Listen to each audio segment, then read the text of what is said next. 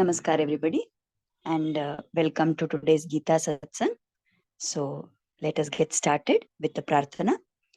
By the Guru's grace and the will of Sri Krishna, we have all assembled for this Geeta Satsang. May we have their guidance to be able to learn and adopt the things which will help us to grow spiritually. Let us chant the shlokas.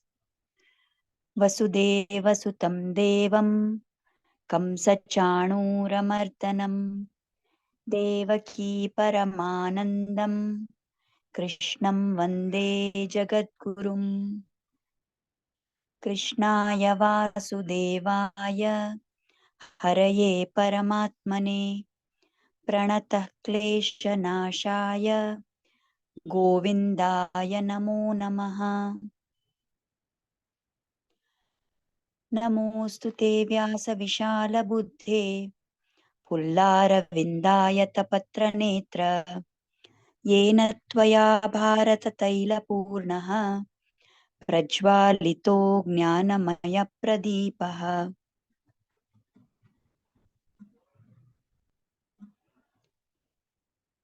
Ramanujadaya Patram Jnana Vairagya Bhushanam Srimad Venkatanathaaryam Vande Vedanta Deshikam Yo Nityamachyuta Padambuja Yukma Rugma Vyamohatastaditarani Trinaya Mene Asmat Gurur Bhagavatosya Dayaika Sindhoho Ramanujasya Charanau Sharanam Prapadye. So with the blessings of the Acharyas, with our prayers at their lotus feet, let us get started with the next shloka that is due today. So in the previous shloka, we have taken the 28th shloka in the previous satsang. So today we will take up shloka number 29. So here Krishna is talking further about some amazing aspect of the Atma. So he says, Ascharyavat pashyati kaschidenam Ascharyavat vadati tathaiva chanyah Ascharyavat chainamanya shrunoti Shrutva peyanam vedana chaiva kaschit. So there is so much which is Ascharya about this Atma, about the soul. Ascharya means we know that it is something which is very surprising, very amazing, something which is out of the ordinary. So some people are able to see the soul as an amazing thing. Some people are able to describe what is this amazing nature of the Atma. Some are able to hear of the amazing nature of the Atma. And unfortunately, there are others who, even after hearing about the amazing nature of the Atma, cannot understand it at all. So here, Krishna is describing, all along he's been telling about the nature of the Atma, how it is Nitya, how it cannot be burnt, it cannot be wetted, nothing can happen to it. He's been telling so many aspects of the Atma. And from that, we should have understood by now that this Atma has a nature which is beyond these five senses, which is something really, truly amazing. Now, here Krishna is telling that although it is so, there are only few people who can understand this nature of the Atma. So the Acharyas say that in Arjuna's mind, there was a fear, there was a thought in his mind. And he didn't speak it openly, but Krishna understood that this thought was there in his mind. Now, all along, Lord Krishna has been telling about the nature of the Atma. Atma is like this, Atma is like that. So you don't grieve over it, you don't lament over the death. Atma will not die, only body will die. Atma will take on a new body, like a person changes the clothes. All these things Krishna has been explaining. Now, despite Krishna explaining so much in detail, Arjuna is not able to grasp what is it that Krishna has been telling. So the Acharyas say that there is this thought in Arjuna's mind probably that Krishna has been telling me so much, and yet why don't I understand all this? Why am I continuing to have this sorrow? Right? And similarly, like Arjuna is our avastha also. Our status also is like Arjuna only. Because we are hearing all this, but although we may understand the words, we are not really able to grasp that entire thing in its experiential form. So we can listen in the satsang and we can read and we can understand it. Okay, Atma is like this, Atma is like that. But have we really got the essence of that? Are we able to live our life as per that? Not true, definitely. So Arjuna is having this that, okay, you are telling so much, O Krishna, about the Atma's nature, but I am not able to understand it. So Krishna is now in this shloka explaining that, see, this Atma is so amazing, it is so out of this world and a particular aspect that there are very few people. So it's like saying that only if there are 1 crore people, maybe there'll be only one person who can see the nature of the Atma. If there are 1 crore people, only one person in a crore can speak of the nature of the Atma. Who will be able to speak? Only somebody who has seen it, somebody who has understood it, right? And even if there is somebody who cannot see or speak, even to be able to hear and listen with interest, only about 1 in a crore people can listen to it. And more rare than all these 3 things is a person who really understands the true nature of the Atma. Now, why is this such a rare thing? And we may get a doubt that if this Atma, understanding it is so rare, it is such a very difficult subject, then is it that really the Atma is there? Some people will ask a question like this, right? People who don't believe in the authority of the Vedas, people who are Nastika by nature, they will say, we are telling that Atma is so difficult to understand, this, that, and all that.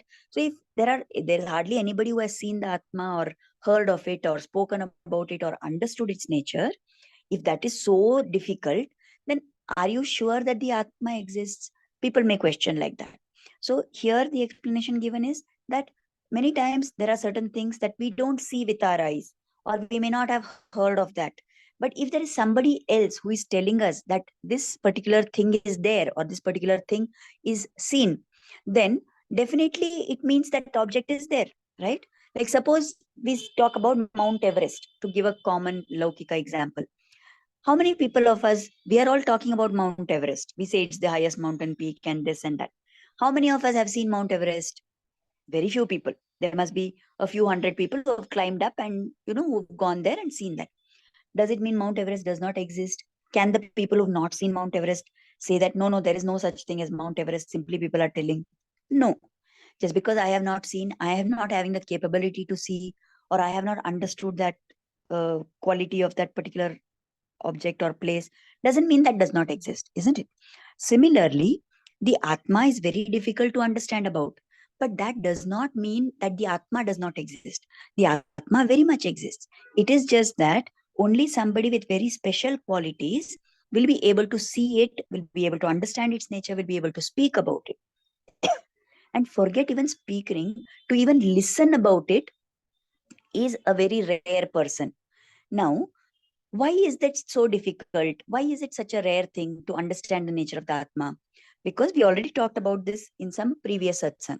We have said that the Atma is something which is beyond the Panchamahabhutas. It is made up of the Swarupa of Jnana itself. So its whole nature is such that it cannot be comprehended by something which is made up of the 5 senses.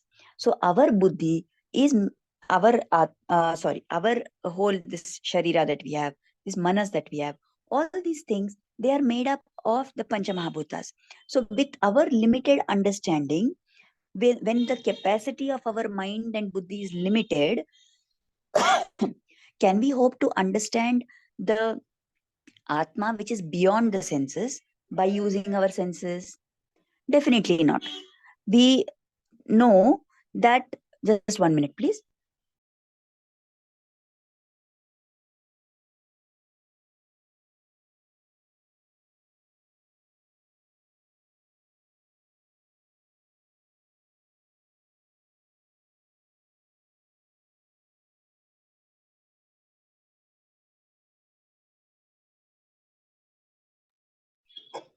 Yeah, somebody was at the gate.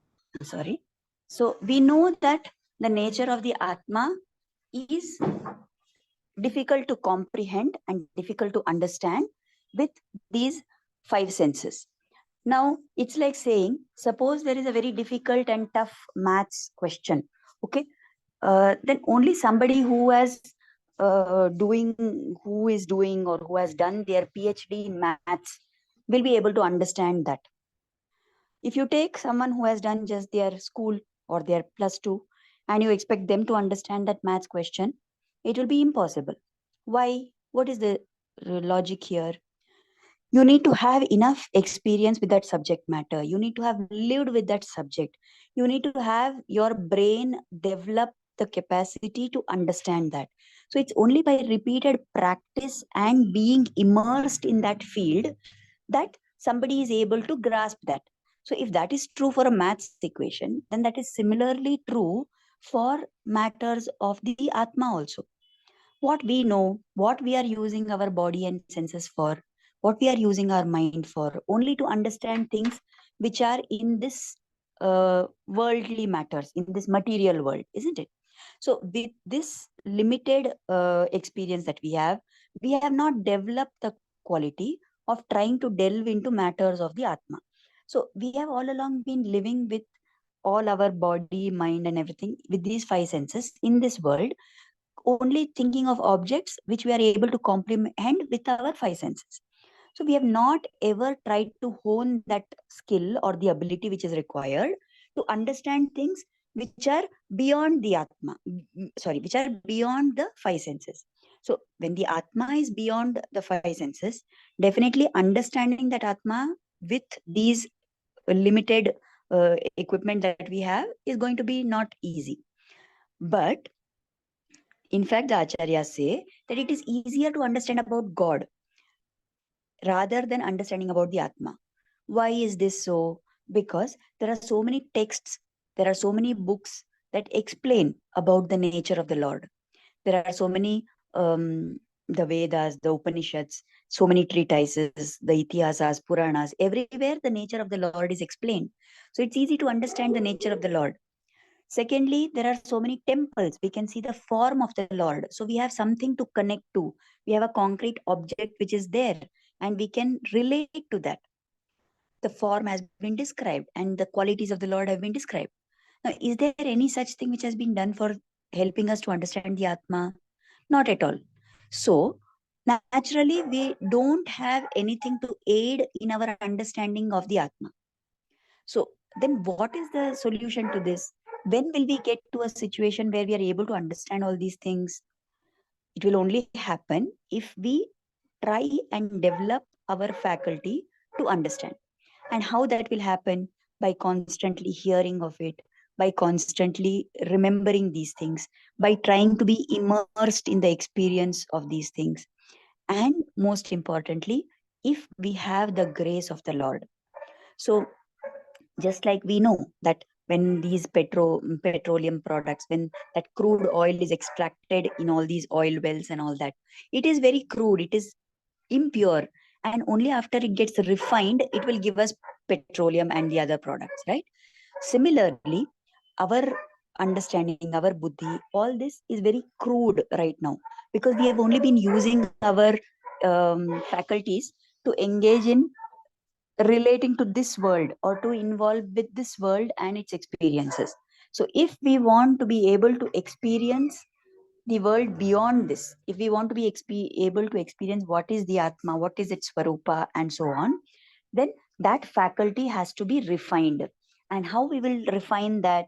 By getting rid of all the samskaras which are there in our mind. The samskaras have come, they are all the effect of the karmas we have done in the past. So when we get rid of those impurities which are there, when all the effects of the karmas go away and we are able to be in a sattvic company, then when our sattva guna increases, when the rajatama guna in us decrease, that will be the time when we will be able to refine our understanding. And as we become more and more sattvic, then our buddhi's ability to comprehend these things will improve, right? So just because we don't understand these things doesn't mean that they don't exist. So we are not finding it easy to understand about the Atma, but the Atma is definitely there. And Arjuna has the thought in his mind, why am I not able to understand, although Krishna is going on telling me all this?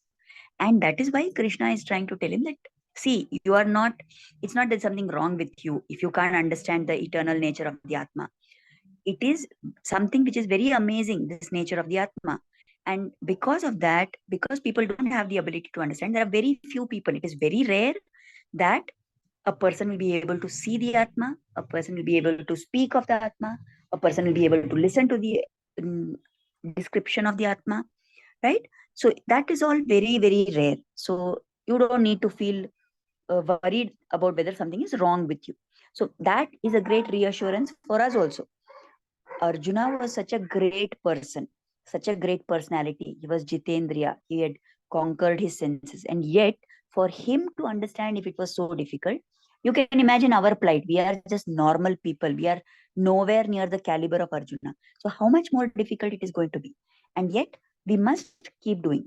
Why we must keep understanding?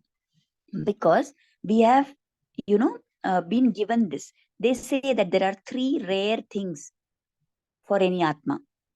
The first thing is to get human birth, Manushyatva. Now, once you've got a human birth, also, there are so many human beings who live their lives. I don't remember whether in some past satsang we have talked about how the Atma takes birth in a particular body, how it chooses a particular body. If we have not talked about it, then we will talk about it in some subsequent satsang. It is based on our karma that we get the body. So you can imagine what all permutation combination of papa, punya, whatever, and how much accounts we have to settle, where all based on that we will get a birth. So it is not necessary that you will always be granted a human birth. If you've got a human birth, it means you must have done a lot of punya in some past lives, which gave you this opportunity to be born as a human being. And once you have this human birth, so first of all, getting a human birth, getting Manushya Janma is very rare. Second thing is that we ourselves have seen that there are so many Manushyas, there are so many human beings who are living, and yet they are, for name's sake, they are human beings. They have a human body, they have a mind, they have a buddhi. But are they able to utilize this human Janma for what it is supposed to do? For what was the purpose it was given to us? Definitely not. The vast majority of people, if we see, they are using this body, the senses, to enjoy sense pleasures, to just go through this life as if there is nothing at the end of it, right? So the second thing is, rare thing is that after having human birth, to have a desire to go towards God, to have the desire that I have to attain the Lord's feet, to have the desire that I want moksha, I want to be liberated, to understand first of all that we are caught up in the cycle of birth and death, that this samsara is a vicious cycle, and we will keep coming to birth and dying, and this will go on unless I get moksha. So that desire for moksha, mumukshutva as it is called, that is the second thing which is very rare to get. And the third thing, you may have got human birth and you may have somehow by God's grace developed moksha. But the third one is even more rare and difficult to get. That you get the kripa, you get the grace of somebody who is a master, somebody who is a guru, who is a great soul, and who is very compassionate and full of karunya. So this Mahapurusha Samashraya, that is even more rare. So these three things, Manushya Janma, Mumukshutva, and Mahapurusha Samashraya, these the Acharyas explain are utmost rare things. And if we get this, then it means that we are specially blessed by the Lord. It means that we have done a lot of good deeds in our past births. Now, we have got human birth, all of us sitting and listening to the satsang today, we are all humans. And to some extent, at least, we have some mumukshutva. That is what has drawn us into the satsang. We could have spent this same time being involved in hundreds of other activities, right? But we have chosen to pay attention and to try and learn something about the Atma, to study the Bhagavad Gita. What is it that has drawn us? It is some kind of a desire for getting out of this sagara that we have fallen into. Now, many times there are people who come into Adhyatmic sadhana not because they want moksha. In fact, most of the times, most of us, we get into sadhana because we have some difficulty in our worldly life, isn't it? So if someone is having only good things in their life and they are very happy and everything is going on smoothly, they are what you say, the chances that they will remember God are very less, because everything is going smooth. It is when we have difficulties, it is when we have some conflicts, it is when we are having some kind of angst in our life, that is the time when we are more likely to be drawn to God. I'm not saying this is true for everybody, but in most cases, this is what you will find. So, whatever be the reason, at some point of time, maybe we will enter into sadhana because we are having some trouble in our life.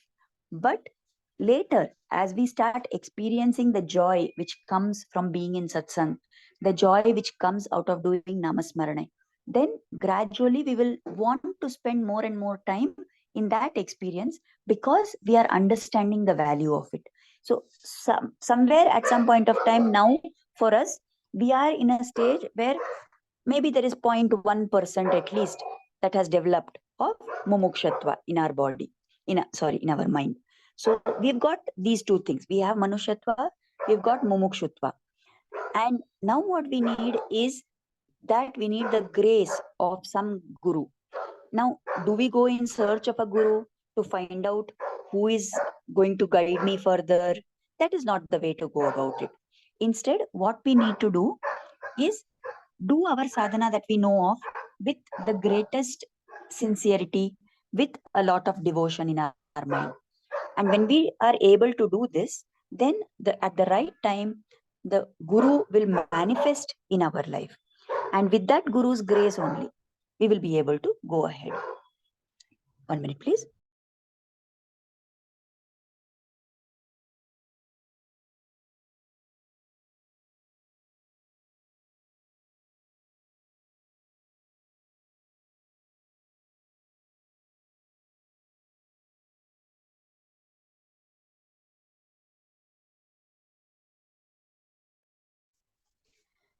So that is what is important for us to understand. Now, there is actually a story which is told to express about, we were talking about this amazing nature of the Lord and amazing nature of the Atma. Now, we said that to tell about the nature of the Atma is very difficult, but there are so many ways in which we can hear of the Lord's amazing nature, isn't it? And yet, even that glory of the Lord, although there may be books, there may be shastras, everybody can tell so much about the glory of the Lord, still, even those things fall short, right? It is often told that the Vedas set out to describe all the qualities of the Paramapurusha. And yet, after talking so much, there is so much information, there is so much that is described about the Lord in the Vedas. And at the end of all of that, the Vedas, if finally somebody asks that, I have the Vedas completely described the Lord, then the Vedas fall short and they say, after talking all this also, we are not yet fully able to describe the glory of the Lord. So in that way, it is such a great, glorious nature of the Lord. There is a story actually which is told. I will just briefly recite it for us to understand how it is difficult to describe the glory of the Lord. So there was a great Acharya called Parashara Bhattar. So he was the son of one of the great devotees of Swami Ramanujacharya. That devotee was called Kuratalvan. So this Kuratalvan was one of the disciples of Swami Ramanujacharya. Now, his son was Parashara Bhattar. So he was a very great devotee of the Lord. There are many stories which are told. He was at one point of time the Archaka, the main, the person who was doing the ritualistic worship and everything in the Sri Rangam temple. So he was a very great devotee of the Lord. There are many stories with regard to him which highlight many of the important concepts in spirituality. Maybe we will talk about them some other time. But for now, because it's relevant to the context, there is one place. Now, this Parashara Bhattar was very close to the Lord, so close to the Lord that he would directly converse with Lord Ranganatha. So then, once in the temple, when he was standing there, he requested the Lord that, oh Lord, I want to be able to sing all your glories. And this small little tongue that I have, this human tongue, is not going to be enough. So please, please grant me 1,000 tongues. Like we know Adi Shesha, Sheshanaga, Ananta Shesha, he has 1,000 tongues, right? And it is said that with those 1,000 tongues, Ananta Shesha is always reciting the glories of the Lord. Similarly, this Parashara Bhattar asked the Lord that give me also 1,000 tongues. I want to be able to recite your glory. So when the Lord said, okay, fine, I will grant you, take the 1,000 tongues. Then Parashara Bhattar was there for some time.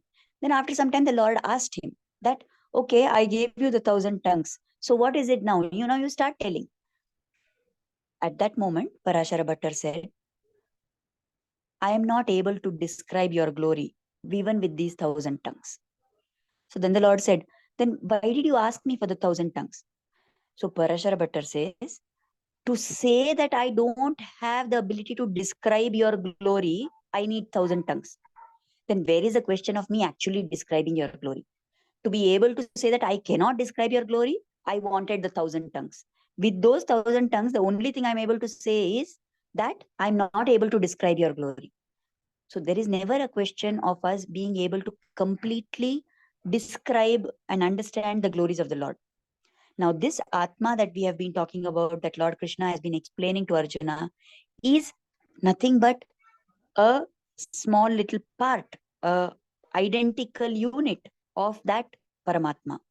So when that is the case, when this Atma is like a tiny, minuscule, miniature reflection of that same Paramatma, if the glory of the Lord cannot be described, then is it going to be easy to describe and understand the nature of the Atma?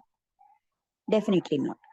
And yet, because the Lord has given us these explanations, because He is explaining to Arjuna and to all of us through Arjuna in the Bhagavad Gita, we must make an effort to try and understand these things. We will not be able to completely experience and know it in its fullness. That is fine. Never mind. To whatever extent we can put effort from our side, if we are sincere in doing that, then it will be easy for us. Because somewhere, as we keep doing this, our buddhi will become more sattvic. Our ability to understand and grasp these things will increase gradually. And it is not only that because repeatedly we are immersing ourselves in this thought process, we will get there. Not just that. As we do more and more sadhana, we become more and more, patra for the grace of the Lord. We will be deserving of the Lord's grace. And with His anugraha, with His kripa, then only we will be able to get the company of a Mahapurusha. We will get the ashraya of a Mahapurusha. And with that Guru's grace, we will progress further and further. So, what is our role here? It is to keep listening to these things. It is to keep thinking of these things. It is to try to use this buddhi and mind and whatever senses I have to the maximum extent possible in the best way I can to try and understand. And when my effort is 100% in that direction, then definitely the God and Guru will bless that effort and take us ahead. So it's like if I'm willing to take one step towards God, He will come the remaining 9 steps and pull me towards Him. All we need to do is to take that one step. And by being part of the satsang and trying to listen and understand all these things, we are definitely making efforts in the right direction. So let us pray that Krishna should bless us, the Guru should bless us to be able to continue further and further on this path and understand whatever message the Lord is trying to convey through the Bhagavad Gita. So, with that, we have come to the end of the topic for today. Now it is time to offer gratitude. Let us offer Kritagnyata, gratitude, at the lotus feet of Sri Krishna and Guru for inspiring us to start and join this satsang. And let us pray for their blessings and grace to always be on us. Thank you, Zarnaji. Thank you, everybody, whoever is part of the satsang. I can see that all the regular people, we are all here. Bindu is here.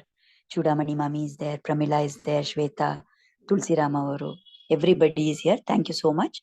And let us try and keep practicing, do more of our Namasmarana, try and be in satsang more and more. And God will bless us to continue ahead.